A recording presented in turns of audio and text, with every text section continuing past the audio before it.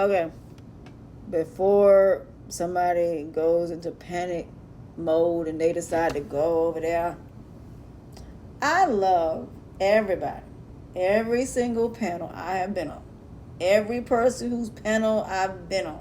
I have the utmost respect for, and I love all of them. They have been welcoming, they've been nice to me, and I love every last one of them. I do.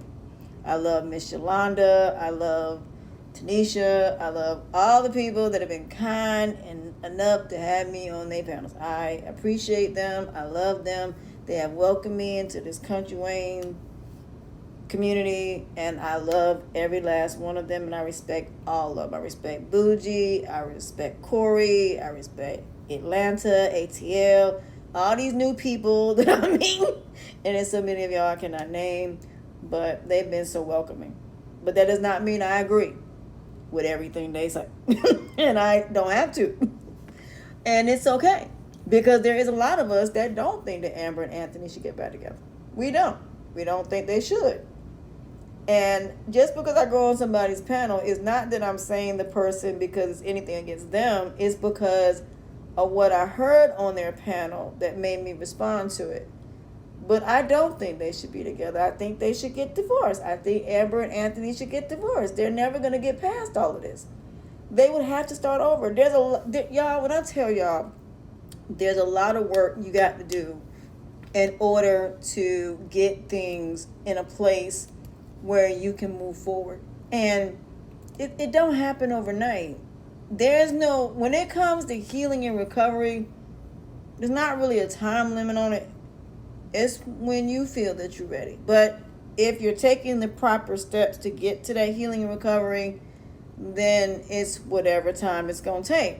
But you got to have, number one, the right people around you. You got to have professionals for that, because your friends and family can only do but so much. It's professionals that specialize in helping people to heal, recover, and addiction that can help you.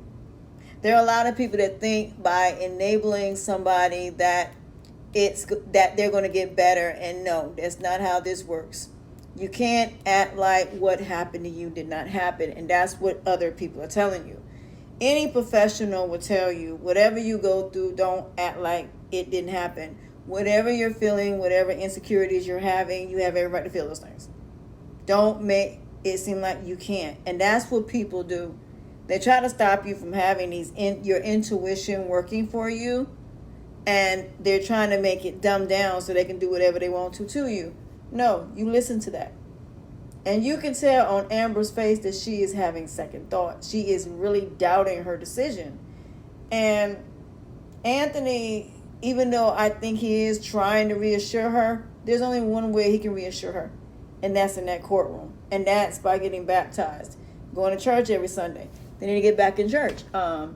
Anthony does. Do I feel that Anthony taking her on a trip will solve a lot of this? Yes, but he would have to take her on a better trip than he took Shayla.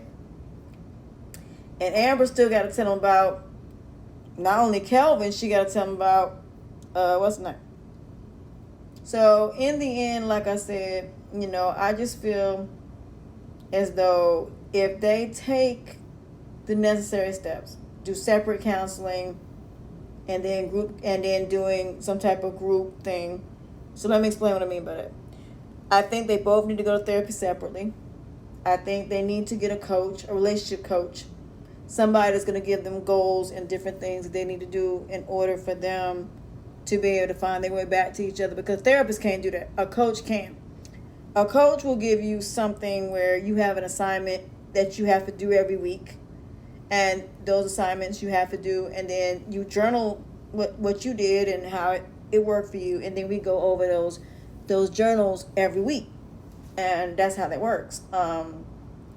Some people, it goes from once a week to maybe every 2 weeks to every 4 weeks to you're good on your own. But you have assignments, which is something a lot of therapists don't do. They don't give you assignments and things you need to work on.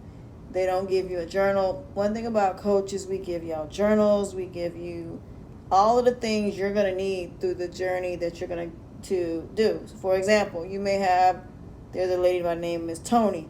She's she's I think she's like a exercise. She's like a health and wellness, but she deals with weight loss coach. She was a big girl and she lost a lot of weight, and now she's helping a lot of people. She gives people a meal plan. She gives them a scale. She gives them a journal. She gives you everything you need to start your journey. And every day she's on here basically helping people and getting people to buy not only the meal plan, but she also has a book as well with a meal plan. So it's $50, but it's worth it. Shout out to Miss Tony. Shout out to you, girl. And I'm not promoting her because I have to. I promote people because I love what they do. And she keeps it real and she keeps it gully. And I'm not mad at it. But you might have another wellness coach or weight loss coach that might say there's nothing wrong with yogurt. She says that, eating yogurt and all those things are not good. And like I said, some things work for some people, other things work for others. So there's plenty of weight loss coaches you can go to, many different ones, but she's on there every day telling people how to lose weight. And she just had a baby.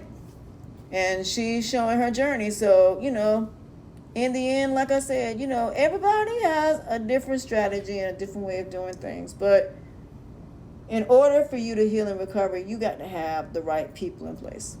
You got to have the right people that's going to help you through it. And sometimes it ain't your friends and family. It is somebody you do not know. Somebody that's going to hold you accountable. Your friends and family are not going to hold you accountable the same way that somebody who don't know you, who you paying, going to hold you accountable. Even sometimes you can be somewhere and you can meet somebody on the street and they can be homeless and they'll give you some of the best advice that you never thought you'd ever need. You don't never know who's going to be giving you advice. Again, God sends you signals and not in the ways you might think. Sometimes, let me tell you something funny. I met my homegirl, the one that we've been friends for I don't even know how long we've been friends. All my friends I'm friends with over 20 years. All of them. All my friends I've known over 20 years. But she and I basically met. I was at the club by myself. I was going through a bad situation with a guy that I was dealing with, and I wanted to go out. I didn't have nobody to go out, so I went out by myself. And so this was around the time I was pretty much by myself, and all of my friends who I thought were my friends pretty much bailed on me, and I was pretty much alone. She sat with me and she said, "You know what?" She said, "Can I sit here?" I said, "Yeah." She said, "I came over here sitting by you because I saw you sitting by yourself and I could tell that you were, going through something, and I just wanted to come over and sit down and talk to you." I ended up going to her house, meeting a boyfriend, and we've been friends for almost 20 years. Who would have thought? Had our share of fights off and on, but we rekindled our friendship and we've been friends ever since. Girl, you be amazed how you meet people. And I've never once walked up to anybody and never introduced myself to anybody. Never done that. But what I'm saying is you don't know who God gonna send into your life. It's just you got to determine whether or not they're good or bad people. So it's not about looking at people as whether I want to date them, whether I want to be friends with them. It's whether or not, spiritually wise, you align spiritually. Whether you have the same beliefs. I mean, even though she and I are very different, and she's drop dead gorgeous, by the way, but I'm the voice of reason. She's the life of the party. So you can be different and still be very great in each other's lives. She always gets me to do things I probably would never do. And I'm the one that's always her voice of reason. I'm the calm, and she's a little bit more rowdy than I am. But we fit. But a lot of people say, they look at me and they look at her and they be like, how in the world would you be friends with her until people get to know me? And they're like, oh, I see why y'all are friends. So yeah, I'm always the one that every time she goes through something, I'm always the person that's there. And when we travel, we actually have a great time. We really do. We have a great time. So again, you can be very different and yet our spirits just align. They just do. We definitely have more in common than what y'all might think. Mentally, we have a lot in common. And so, like I said, she's a very beautiful girl, but don't sleep on her. She is very smart. But I'm the one that always keeps her calm. I'm the one that, can pull her back from the brink. And she's the one that brings out my shell. She's the one that she'll put makeup on me and is like, I just want to dress you. I just want to make it cute. She do it all the time. She even bought me a wig. Her sister even gave me a wig. So, I'm just... So again, when you have the right people around you and you have the right people through your journey, you can make it through. But it ain't always